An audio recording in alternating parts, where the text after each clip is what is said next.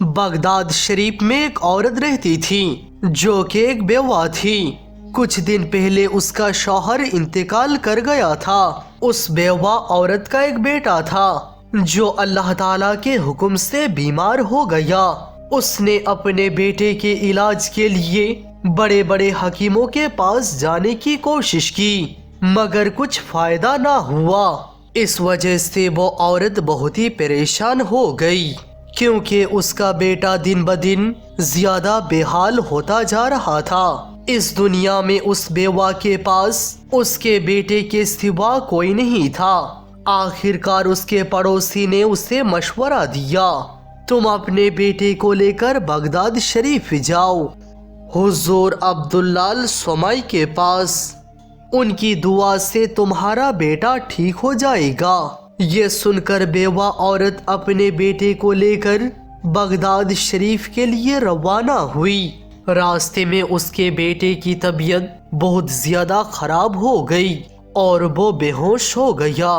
रास्ते में एक मुसाफिर ने उस बेवा से पूछा, आप कहाँ जा रही हैं? उस औरत ने जवाब दिया, मेरा बेटा बहुत बीमार है, उसके लिए मैं बगदाद शरीफ जा रही हूँ, हुजूर अब्दुल्लाह सोमाई रदियल्लाहु अन्हु के पास। मगर बदकिस्मती से रास्ते में उसकी तबीयत और खराब हो गई है।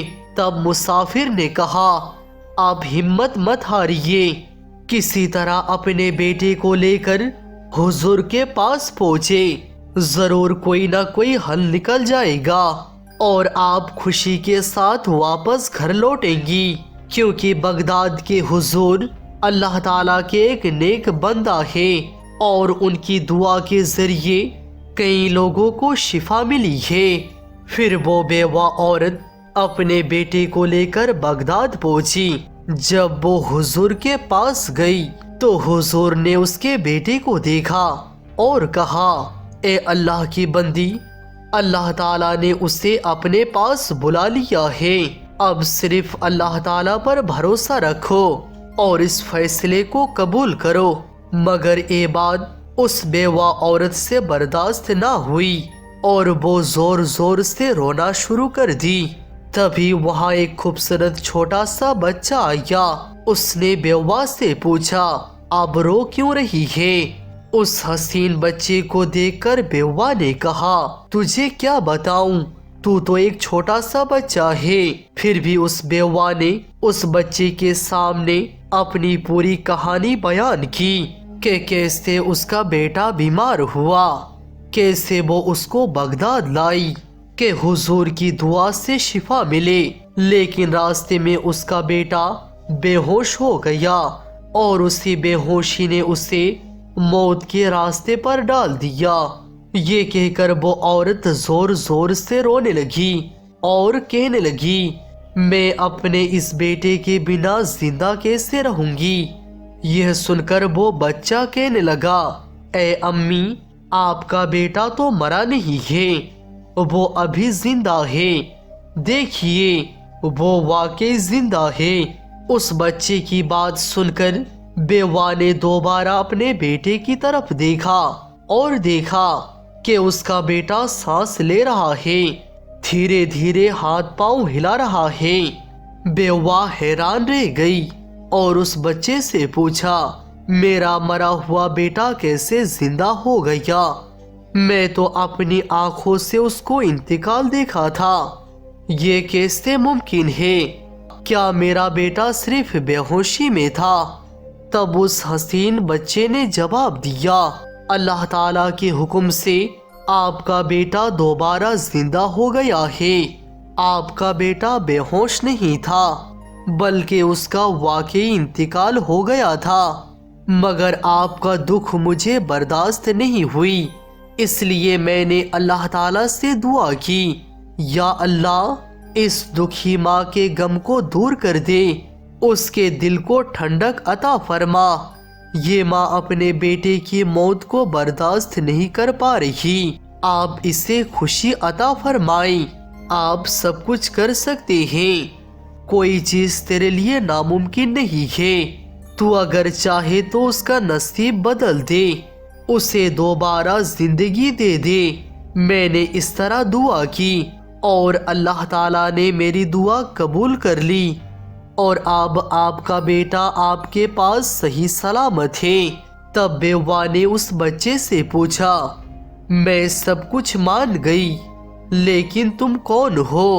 اپنا تعارف دو۔ بچہ اپنا نام بتانے ہی والا تھا کہ وہاں بغداد شریف کے حضور آ گئے۔ حضور نے لڑکے کو زندہ دیکھ کر سب کچھ سمجھ گئے۔ پھر حضور نے اس بچے سے کہا، بیٹا تم ابھی تقدیر کے معاملے کو پوری طرح نہیں سمجھے ہو۔ مجھے پتا ہے کہ تمہاری دعا سے اللہ تعالیٰ نے اس بیوہ کے بیٹے کو زندگی دے دی ہے۔ میرا سوال ہے، تم نے ایسا کیوں کیا؟ لوگ تو اس بات پر کبھی یقین نہیں کریں گے۔ ایک کہہ کر حضور ایک چھڑی لے کر آئی۔ چھڑی دیکھتے ہی وہ بچہ بھاگ گیا اور حضور بھی اس کے پیچھے پیچھے بھاگنے لگے۔ حضور کا مقصد اسے مارنا نہیں تھا، صرف ڈرانا تھا۔ اس بچے نے حضور کے ڈر سے تیزی سے بھاگنا شروع کیا۔ سامنے ایک قبرستان تھا جہاں کئی قبریں تھیں۔ بچے قبرستان کے پاس سے دوڑتے ہوئے چلانے لگا، اے قبروں میں سوئے ہوئے لوگوں، مجھے حضور کے ہاتھ سے بچا لو۔ تو اچانک وہاں ایک عجیب واقعہ ہوا۔ اس چھوٹے بچے کی آواز سن کر اس قبرستان کی تمام قبریں کھل گئی اور مردے اٹھ کر اس چھوٹے بچے کے سامنے دیوار کی طرح کھڑے ہو گئے۔ ایک طرف حضور تھے، دوسری طرف وہ بچہ اور ان کے درمیان وہ مردے۔ اے منظر دیکھ کر حضور نے کہا، میں جانتا ہوں تم اصل میں کون ہو۔ میں تمہاری قدرت کو مقابلہ نہیں کر سکتا۔ میں صرف کہہ رہا تھا کہ تم اتنی چھوٹی عمر میں اپنی طاقت کا اظہار مت کرو۔ لوگ اس پر یقین نہیں کریں گے، تم پر الزام لگائیں گے۔ تب وہ بچہ بولا، حضور میں یہ جان بوجھ کر نہیں کیا۔ جب میں نے دیکھا کہ یہ ماں کیسے رو رہی ہے، اس کا غم مجھے برداشت نہیں ہوا۔ وہ اپنے بیٹے کے بغیر کیسے زندہ رہے گی، کیسے اس کا دفن کرے گی؟ یہ سب سوچ کر میں نے اللہ تعالیٰ سے دعا کی۔ میں نے کہا، یا اللہ، اگر اس بچے کی تقدیر میں شفا لکھی ہے تو اسے شفا دے دے، اور اگر موت کے بعد زندگی ممکن ہے تو میری دعا قبول کر لے اور اسے زندگی دے دے۔ تیرے لیے کچھ بھی ناممکن نہیں ہے، تو سب کچھ کر سکتا ہے۔ اللہ تعالیٰ نے میری دعا قبول کر لی اور وہ بیٹا زندہ ہو گیا۔ حضور آپ بتائیں میں نے اس میں کیا غلط کیا؟ پیارے دوستو، وہ بزرگ جو وہاں آئے تھے وہ اس بچے کا نانا جان تھے، اور وہ چھوٹا سا بچہ کوئی اور نہیں بلکہ امام الاولیاء، سلطان الاولیاء، پیرے پیرا میرے میرا، غوث اعظم بڑے پیر حضرت عبد القادر جیلانی رضی اللہ عنہ تھے۔ ان کی موجودگی ہر شخص کے لیے رحمت تھی۔ جن اور انس دونوں ان کی اطاعت کرتے تھے۔ ان کا بیان سب توجہ سے سنتے تھے، جس کا نتیجہ یہ ہوتا تھا کہ سب کو برکات ملتی۔ ان کی عزت اتنی اونچی تھی کہ ان کا حکم صرف انسان نہیں، جن بھی مانتے تھے۔ ایک سانپ روز ان کا پیچھا کرتا اور دور سے ان کی باتیں سنتا تھا۔ دراصل یہ سانپ ایک بدمعاش جن تھا جو غوث اعظم رضی اللہ عنہ کو نقصان پہنچانا چاہتا تھا۔ بہت دنوں تک منصوبہ بنانے کے باوجود وہ کوئی نقصان نہیں کر سکا۔ اس سے ہمت نہیں ہوتی تھی کہ غوث اعظم رضی اللہ عنہ پر حملہ کرے۔ جب بھی وہ آتا، دیکھتا کہ وہاں لوگوں کا مجمع ہے، کچھ رو رہے ہیں، مگر اس دن کا ارادہ پکا تھا کہ وہ حضور غوث اعظم رضی اللہ عنہ کو ان کے نیک اعمال سے ہٹا دے گا اور گمراہ کر دے گا۔ وہ جن सांप کا रूप लेकर हुजूर के मजलिस में चुपचाप बैठ जाता था ताकि किसी तरह उन्हें ईमान के रास्ते से हटा सके। वो सांप नुमा जिन हमेशा गौसे आजम के पास ही रहता था, लेकिन बहुत कोशिश करने के बावजूद भी वो सांप नुमा जिन किसी भी तरीके से कामयाब नहीं हो पा रहा था। आखिर एक दिन उसने शैतान का सहारा लिया और कहा, मैं अल्लाह ताला के इस वली को गुनाहों में डुबाना चाहता हूँ। लोग इसके लिए दीवाना हुए जा रहे हैं, उनके बयान सुनने के लिए पागल हो जाते हैं। उसको इतना इज्जत मिलना मुझे बिल्कुल पसंद नहीं। ऐ शैतान, तू मुझे ताकत दे कि मैं इसके रास्ते का कांटा बन सकूं, ताकि ये किसी को ईमान की तरफ ना ला सके, किसी को कलमा ना पढ़वा सके। ऐसे ही एक दिन उसने शैतान से ताकत हासिल की। गौसे आजम रहमतुल्लाह अलैह ने अपने मदरसा में तलबा को तालीम दे रहे थे। वहाँ कई बड़े बड़े उलमा भी हाजिर थे। सब लोग अदब और तवज्जो के साथ उनका बयान सुन रहे थे। इतनी बड़ी महफिल में इतनी अजीम बुजुर्ग ऐसे अंदाज में बयान कर रहे थे कि सब लोग सब कुछ भूल चुके थे।